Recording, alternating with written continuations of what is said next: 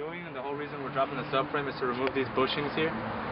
The OEM bushings tend to be really old and brittle by now, since this car was made in 91. So we're going to replace these with energy suspension solid polyurethane bushings, and we're going to show you how to do it. We're going to be removing this whole OEM rubber insert and replacing it with these. Remove all the slack and slop and create pretty much a solid subframe. So what we're going to actually do is put the subframe up on jack stands to make it a lot easier to work on. So you're going to need, at least 2 to hold up the car, and then 4 for here. So right now we've already positioned the stands underneath. 2 in the front, 2 in the back to keep it down.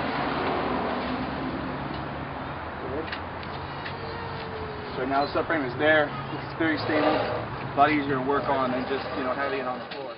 You put a little bit of lubrication on the blade. It makes it a lot easier to cut through because the rubber's not actually grabbing onto the blade. Alright, all the rubber is pretty much cut out from the center sleeve, so all you gotta do is just hammer it out. It'll come right out. There you go. And for the rest of this, we're gonna light it on fire. We're gonna lay cardboard underneath the bushing before we actually light it on fire. I'm gonna wet the cardboard down a little bit to avoid any fires, because it's gonna basically rain melting pieces of rubber that'll still be on fire. I've already sprayed a little bit of lighter fluid on the top. You can also use a propane torch, but I can't find mine at the moment, so we're just going to light it up. This fire on this bushing actually went out, so as you can see, pretty much all the material comes off. Everything's been pretty much turned to ash. So you just got to scrape it all out, scrape out as much as you can, and after this we're going to go through it with the wire brush. So you want to scrape out as much as you can so you don't gum up the wire brush. Periodically, when the bushings are on fire, when the rubber material looks like this, just want to take a screwdriver or something you don't care about, just run around, and just kind of knock it all down. That way it takes less time to actually burn all the way through and get to the bare metal. Another thing to note, you have arms, aftermarket arms like these with the heim joints. A lot of the heim joints, they use nylon inserts inside the joint, and if you have high temperatures, it'll actually melt the nylon and ruin the joint. So it's a good idea to pour water on them every once in a while just to keep them cool. Okay, right now we're going to use a wire brush to clean up everything that the fire hasn't cleaned up. So we have all 4 of them to do. You're just going to want to come in there. You don't want, once you're down to bare metal, you're good. You don't have to take off any more. You don't want to polish it up or anything like that. In fact, you probably even want to paint it afterwards just to prevent rust. So I'm going to go in here and clean up the top, then clean down, clean around the seal on the bottom. You got to be very important. This little lip here at the bottom, you don't want to cut this out. This whole thing right here is actually part of a sleeve that needs to pressed into the subframe. You don't want to cut any of that out.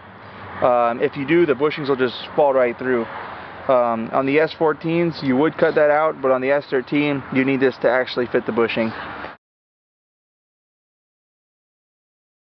We're going to coat the exposed metal with paint to prevent rust. Alright, this subframe's already been completely removed. All the residual's been taken out via wire brush. What we're going to do now is install the new bushing. It's a 2-piece energy suspension solid chunk of polyurethane. So it's going to work pretty good. What you need is any type of grease. You're going to have to lubricate the outside here, like so. It's going to be a kind of a tight fit, but the grease helps it slide in easily.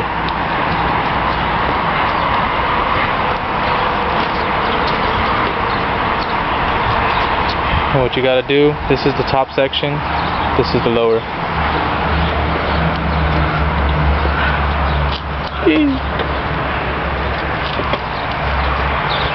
And just use a rubber mallet, just tap it in, and you just go ahead and then reinstall the lower,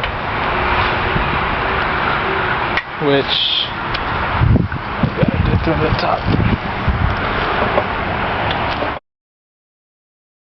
That's it. New bushing installed.